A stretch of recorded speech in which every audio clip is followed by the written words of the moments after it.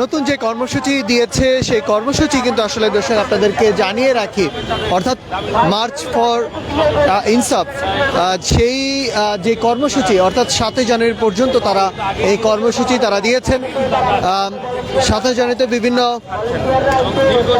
যে রাজনৈতিক দলগুলো রয়েছে সেই দলগুলোর সাথে তারা এই ওসমান হাদির বিচারের দাবিতে তারা বসবেন এবং মার্চ ফর যে ইনসাফের যে কর্মসূচি কিন্তু আসলে ইতিমধ্যে এই শাহবাগ ছাড়ছেন। আপনারা দেখতে পাচ্ছেন যে সকল উৎসুক জনতা যারাই এই ওসমান হাদির বিচারের দাবিতে এই শাহবাগে এসেছিলেন জুম্মার নামাজের পরবর্তীতে যে বিক্ষোভ ডাকা মিছিলে, সেই মিছিলে কিন্তু আসলে শাহবাগে অবস্থান নিয়েছিলেন এবং শাহবাগে অবস্থান নেওয়ার পরে নতুন একটি কর্মসূচি কিন্তু ইনকলাব মঞ্চের পক্ষ থেকে জানানো হয়েছে, মার্চ ফর ইনসাফ। সেটি 7 জানুয়ারি পর্যন্ত কিন্তু আসলে এটি চলবে এবং এরই সাথে তারা যোগ করেছেন বিভিন্ন রাজনৈতিক দলের সঙ্গে তারা কথা বলবেন, ওসমান হাদির বিচারের বিষয় নিয়ে আসলে কথা বলবেন। এরপরেই 7 জানুয়ারি থেকে অর্থাৎ 20 জানুয়ারির মধ্যে ওসমান হাদির বিচারের কার্যক্রম না করা হলে এর পরবর্তীতে ইনকলাব মঞ্চের পক্ষ থেকে কঠোর কর্মসূচিতে কিন্তু যাবেন বলে জানিয়েছেন ইনকলাব মঞ্চের জাবির যিনি রয়েছেন, ইতিমধ্যেই যার নেতৃত্বে ইনকলাব মঞ্চের সকল কার্যক্রম করা হয়, সেই জাবেরের নেতৃত্বে কিন্তু আসলে নতুন কর্মসূচি দেওয়া হয়েছে। দর্শক আপনারা দেখছেন ইত্তেফাকের মাধ্যমে শাহবাগের চিত্র। নতুন কর্মসূচি দিয়ে মাগরিব নামাজের আগেই এই শাহবাগ ছাড়ছেন ইনকলাব মঞ্চের সমর্থকরা।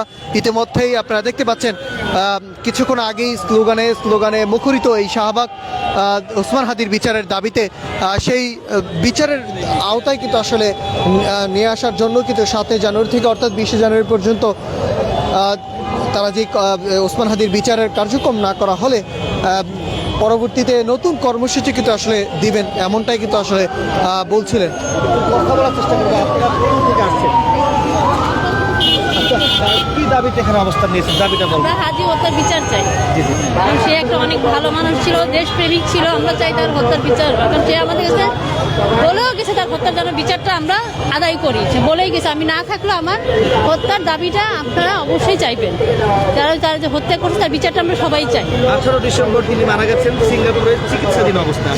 এখন অবধি পর্যন্ত সেই আসামিকে পুলিশ বা প্রশাসন গ্রেপ্তার করতে পারেনি, এটি আপনি কিভাবে দেখছেন? আমি মনে করি আমাদের বর্তমান যে সরকার আছে সে যদি আমাদের সাহায্য করে অতি শীঘ্রই আমরা এই বিচারটা আমাদের দাবিটা পূরণ হবে, যদি তারা আমাদের সত্যি একনিষ্ঠভাবে তারা আমাদেরকে সাহায্য করে, এটা আমাদের দীর্ঘ বিশ্বাস। আমরা দেখতে পাচ্ছি যে কয়েকজন শিশু যারা এসেছেন ওসমান হাদির বিচারের দাবিতে, তারা কি দাবি দাবি ওসমান হাদি হত্যার বিচার। জি, কার সাথে আসছো? আমার আম্মু আব্বুর সাথে। তাই আপনার কি হয়? আমরা একজনের সাথে কোথা থেকে আসছেন আপনি? আমি আমার বাসা রামপুরা থেকে আসছি, আমার ফুল পরিবার নিয়ে আসছি। আপনি কি ইনকলাব মঞ্চ করেন? না, আমি ইনকলাব মঞ্চ করি না, আমি সাধারণ চাকরি করি।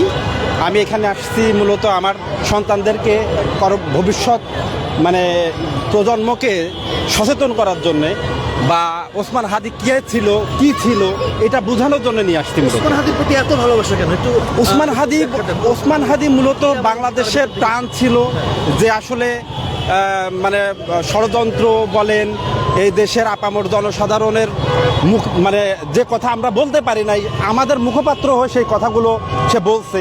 সে সবসময় সত্যের পথে নির্ভীক ছিল। তো তাই তার এই সৎ সাহসের জন্যে আসলে তাকে জীবন দিতে হয়েছে এবং সে আপনার বিদেশি প্রভুত্ববাদের বিরুদ্ধে কথা বলছে, তো যার কারণে তাকে জীবন দিতে হয়েছে। এখন আমাদের সন্তানদেরকে যাতে আমরা হাদির মতো করে মন মানসিকতা সম্পন্ন করে গড়ে তুলতে পারি, যার কারণে আমি আসলে ওদেরকে নিয়ে আসছি। মৃত্যুর খবর শোনার পর তখন আপনার কাছে কেমন লেগেছিল? তখন সিচুয়েশন একটু আমাদের শেয়ার করবেন। মৃত্যুর খবর পাওয়ার পর তখন কেমন?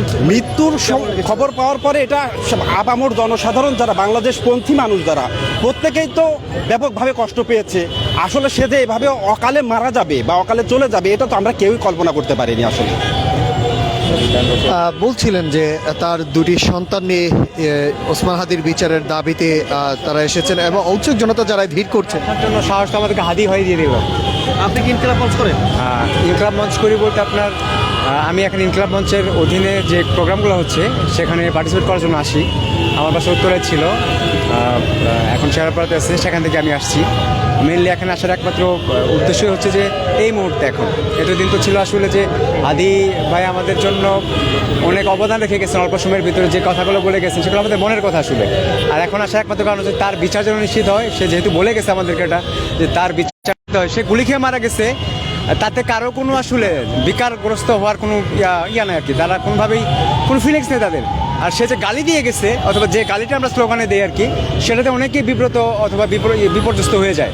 তো গুলি খেলে পরে আসলে তারা কিছু করার থাকে না, গালি দিলে পরে তাদের অনেক কিছু করা থাকে।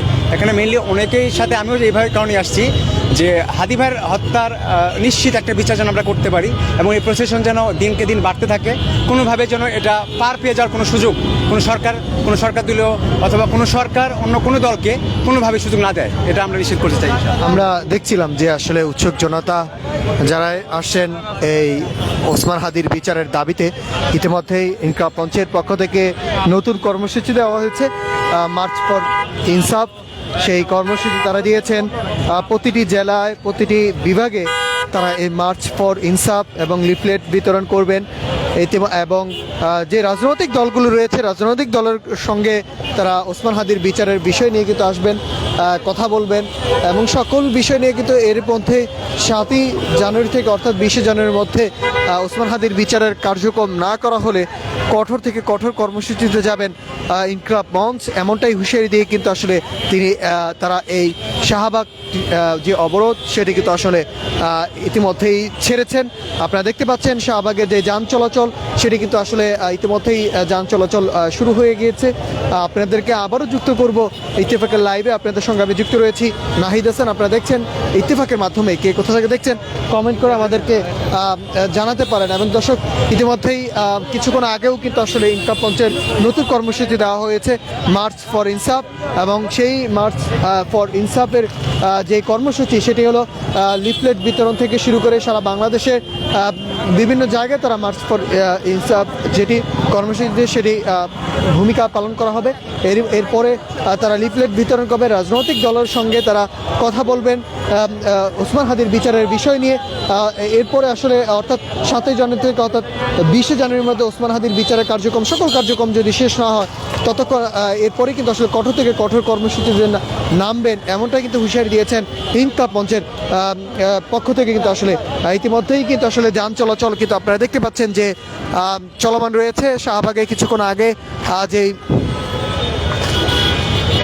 অবরোধ করা হয়েছিল সেই অবরোধ কিন্তু আসলে কিছুক্ষণ আগে কিন্তু আসলে ছেড়েছেন ইনকিলাব মঞ্চের পক্ষ থেকে, সেটি কিন্তু আসলে আপনারা দেখছেন। প্রিয় দর্শক, আপনারা দেখছেন ইত্তেফাকের মাধ্যমে, কে কোথায় দেখছেন আমাদেরকে কমেন্ট করে জানাতে পারেন। আমরা আবারও আপনাদেরকে যুক্ত করব ইত্তেফাকের মাধ্যমে।